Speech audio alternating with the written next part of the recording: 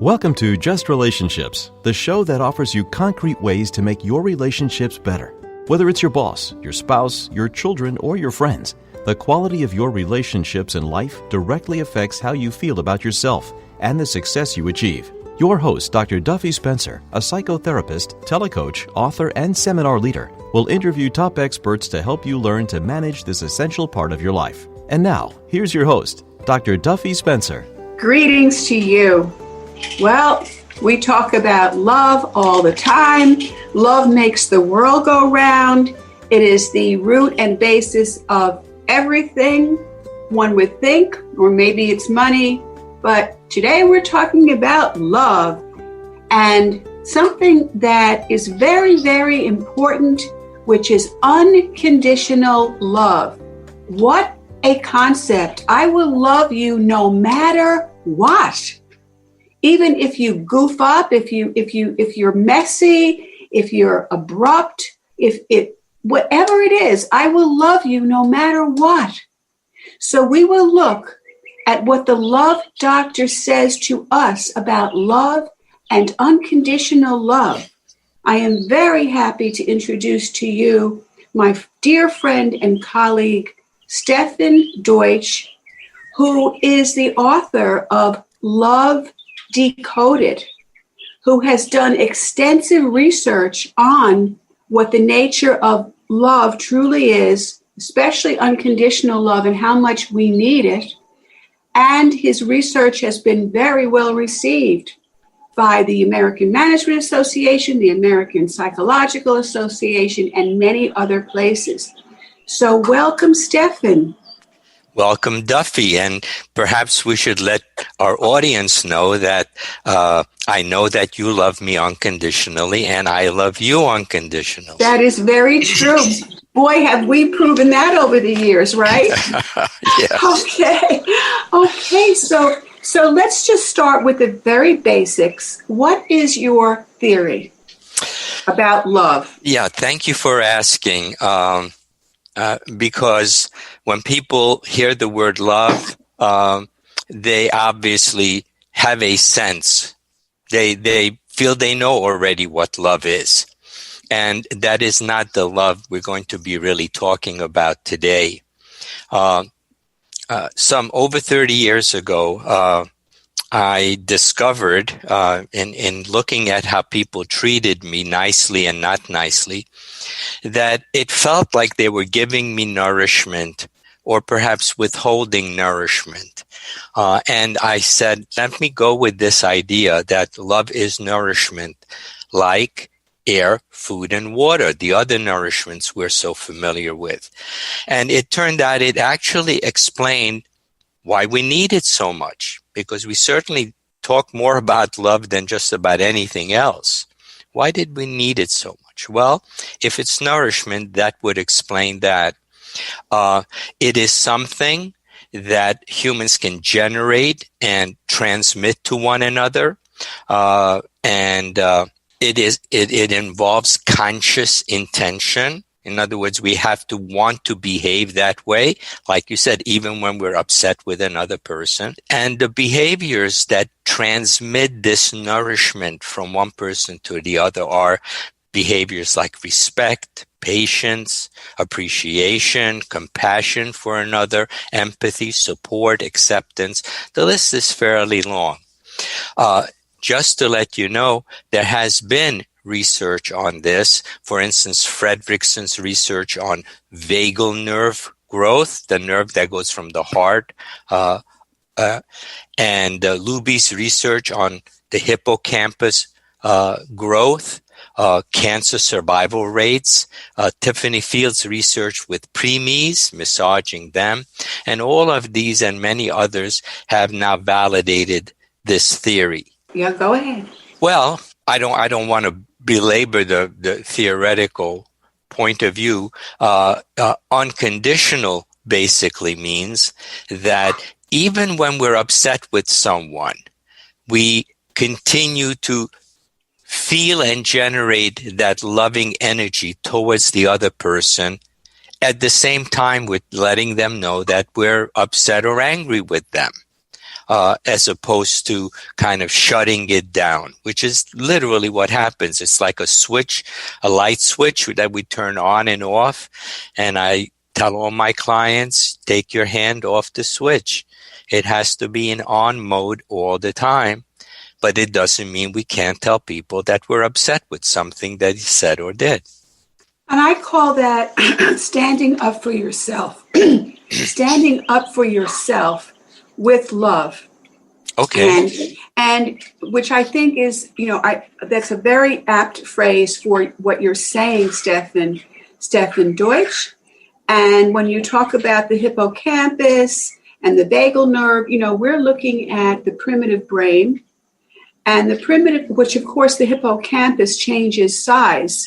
It actually can change size. The brain can actually change based upon how much love is received, how people are treated. Exactly. Yeah. So it's amazing when people say, oh, adults cannot change their brains. The hippocampus, which is a memory center as well as other things, again, emotional regulation, which is very important. That's huge. The one that controls how we react to things. Well, there you go, because that was my question.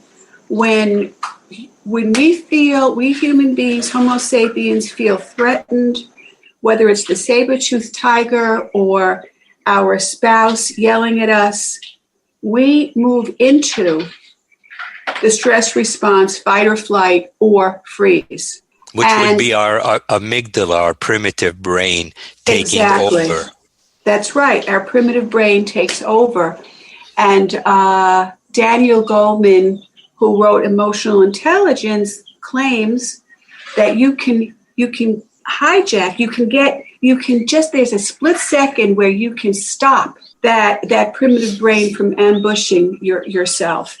And I frankly have to say, Stefan, that I cannot do that. My way of supporting myself is to be aware of when I'm triggered, because it's a bodily response, and to keep my lips zipped until the information goes into my neocortex, my new brain, because the primitive brain only knows fight, flight, or freeze. Right. And it's our new brain that knows how to process, how to talk, how to explain, how to demonstrate empathy and respect.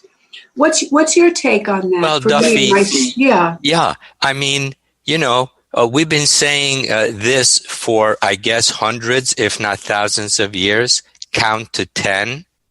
Mm-hmm. Count to 10 is when we get upset and angry. And when you count to 10, you're actually giving yourself the chance to switch from your amygdala, from your primitive fight or flight brain, to your hippocampal. So that you can make more rational, actually more constructive, more loving decisions and reactions, as opposed to just fight or flight. Because with most people that we have a problem with, we actually have a close relationship with. Yes. And when we allow that amygdala hijack, as you were saying, what we're doing is we're damaging the relationship instead of nurturing the relationship. Oh, for sure. There's a lot of relationship damage, and over half of people get divorced, and the ones that are staying together are not necessarily happy. Right. And there's even a term called normal marital hatred. And George Bach wrote, 40, 50 years ago already, The Intimate Enemy, How to Fight Fair in Love and Marriage. Yeah. And which is wonderful. So count to 10, I think that is absolutely excellent, that old tried and true phrase, that if people could use it, some people go from 0 to 100 in one fell swoop, mm-hmm. without any kind of filters. Now, you use the term conscious intention, and I think that's where it's at.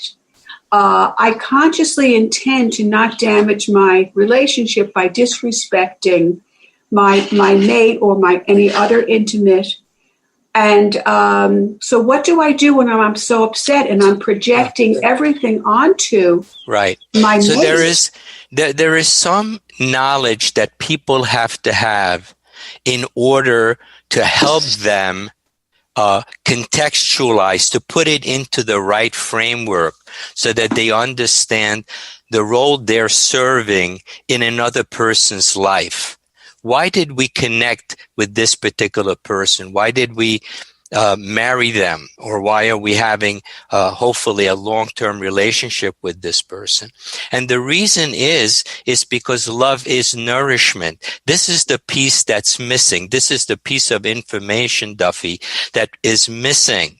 So that when people get angry with each other, they don't actually realize that what they're doing at that moment is starving another person from having an essential nourishment, which is why they're in the relationship. You know, when we meet people and initially there's this attraction that we have, and in order to keep this attraction, this sexual attraction to another person, what we do is behave very, very consciously and very lovingly. We accept the other person. We appreciate the other person. We're there for the other person. We don't criticize the other person. We're patient. In other words, when we first meet, we behave unconditionally because we want to keep that relationship going. And that nurturing is what we got as infants. That's what we were born into, that nurturing relationship. And then as we grew older, that unconditionally nurturing relationship from our mothers, as we grow older, it becomes more and more conditional. People give us this nourishment when we behave the way they would like us to behave. And when we don't behave the way they like it, they withhold it. And it's not a conscious thing because we don't even realize we're nourishing people when we're behaving nicely with them.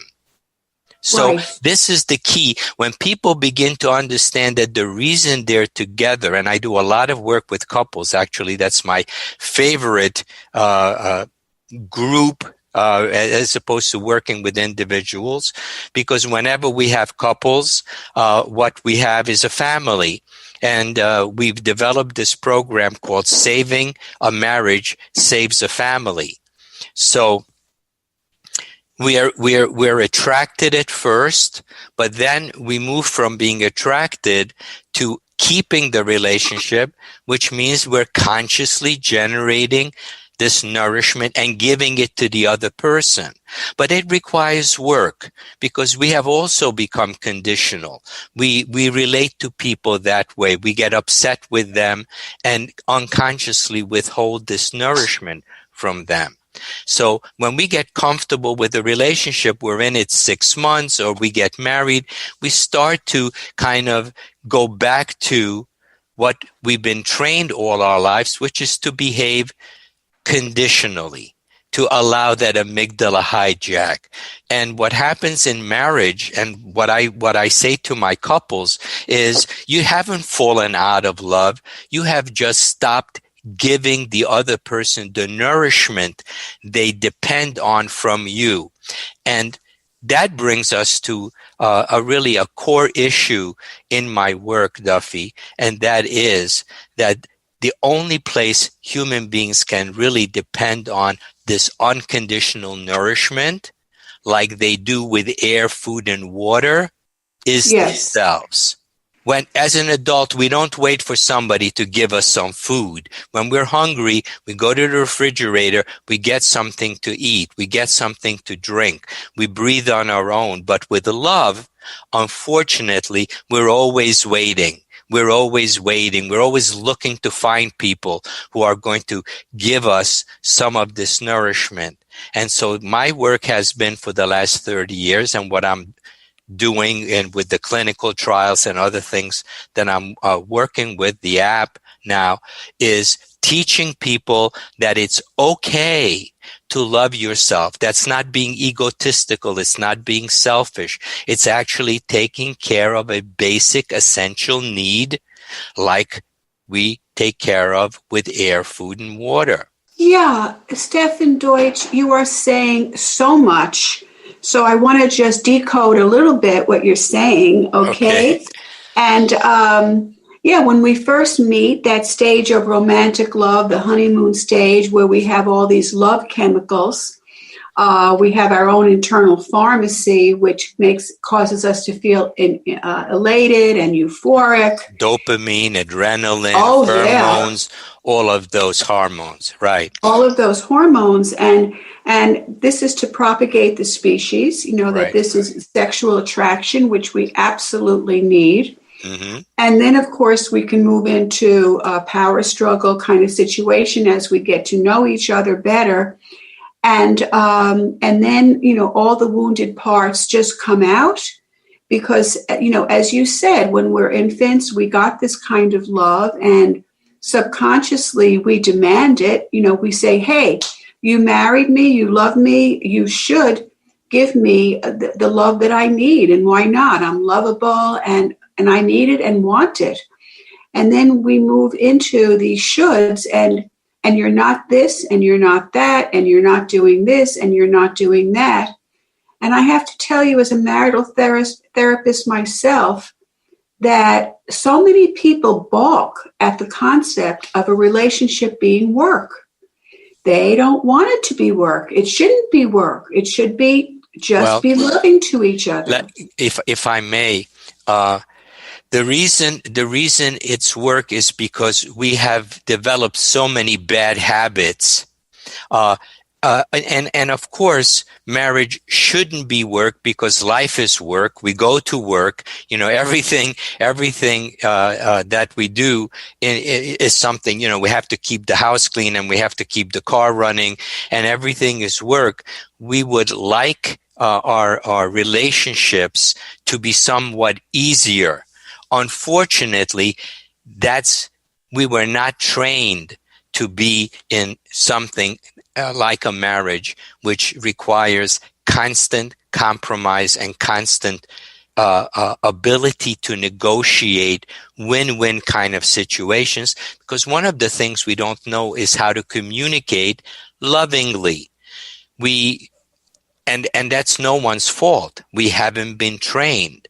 So because we don't know how to communicate, we communicate in a way that makes the other person, draws them into this fight, flight reaction. If we knew how to say to someone who we've been married to for 2 years or 20 years, if we were able to say to them, listen, Duffy, I know that you love me, and you know that I love you, and I know that you would never say or do something to hurt my feelings on purpose. I know that. But we've talked about this before. When you say X, when you do Y, it does hurt my feelings.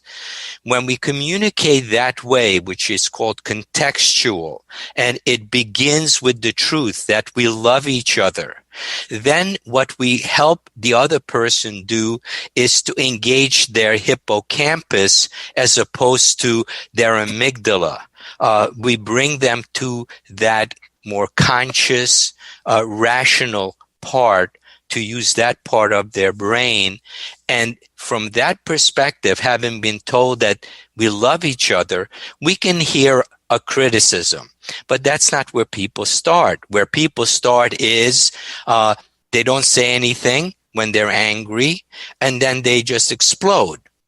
So they don't say anything because they don't know how to say it the right way.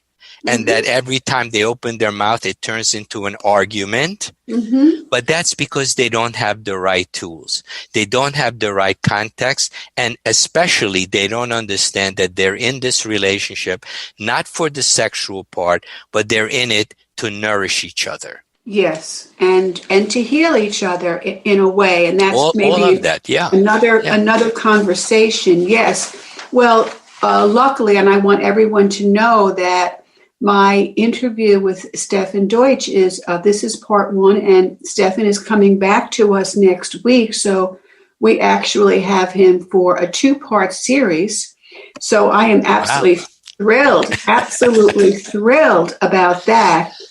And, again, Stefan, you make such important points that to acknowledge the work, yes, and it's more work because we have learned bad habits.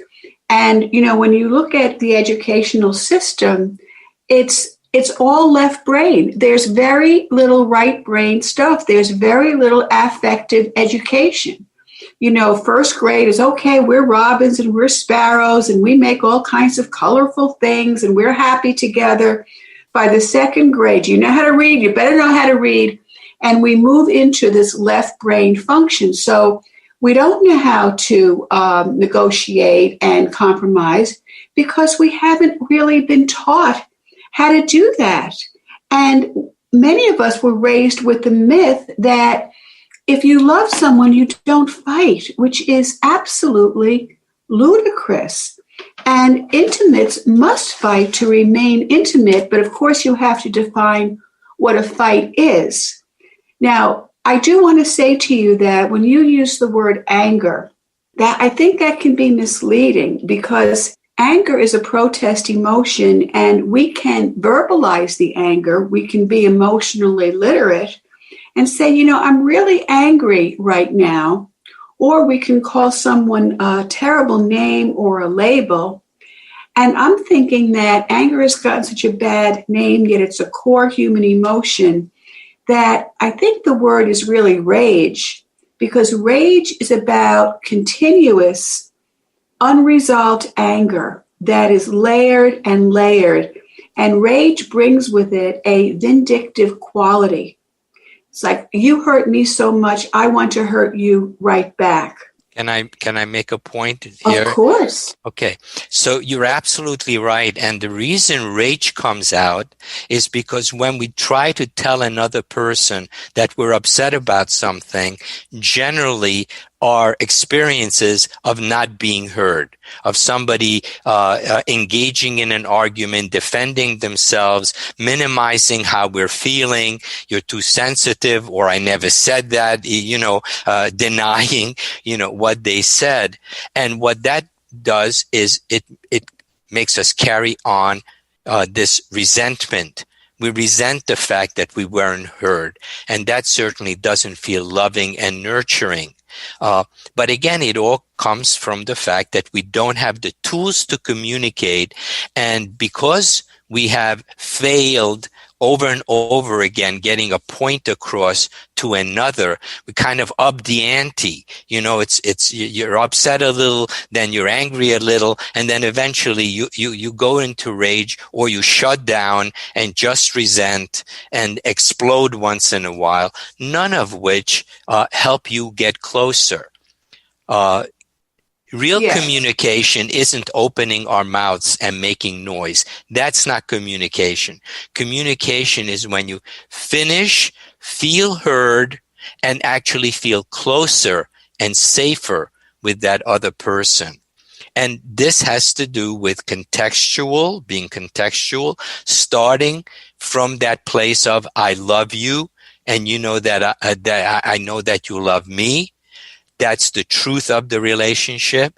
And also understanding that people are doing their best. When someone does something to upset you or even make you angry, it might sound funny to hear this, but that's the best they can do.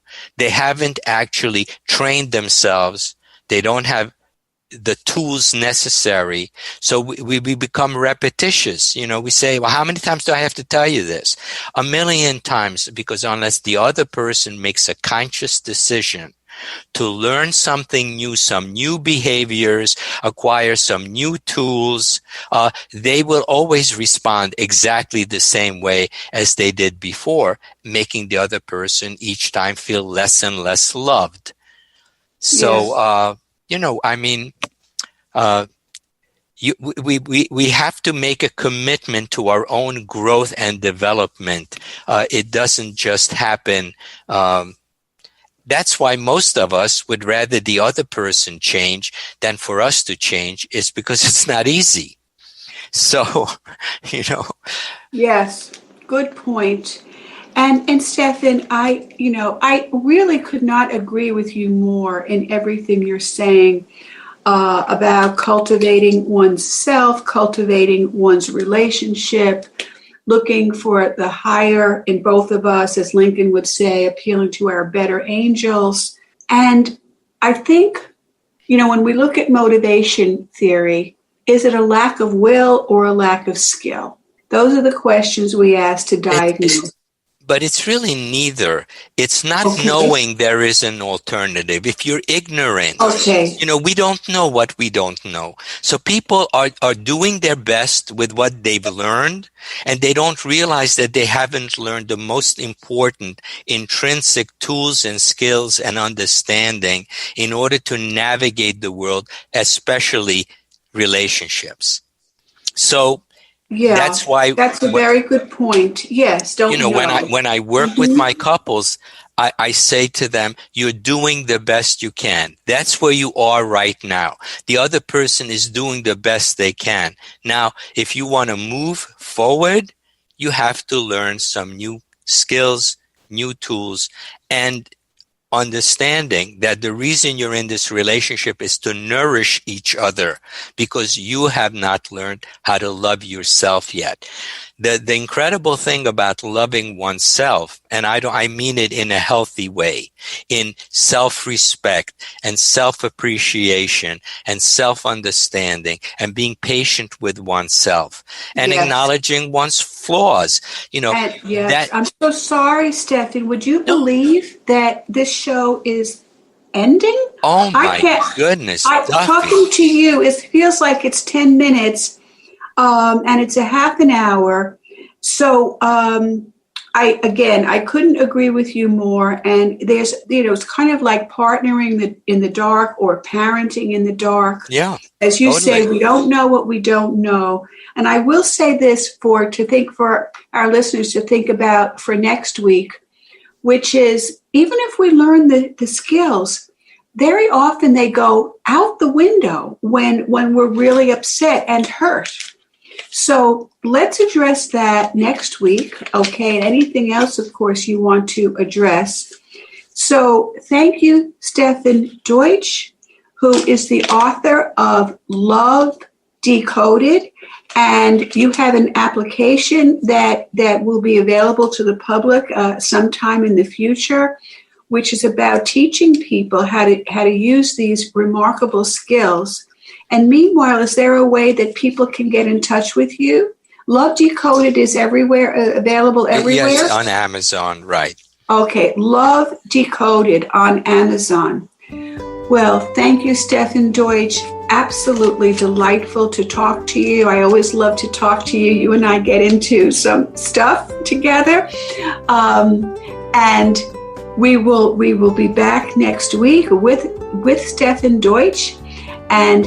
And this is Dr. Duffy Spencer saying goodbye for now and wishing you great relationships.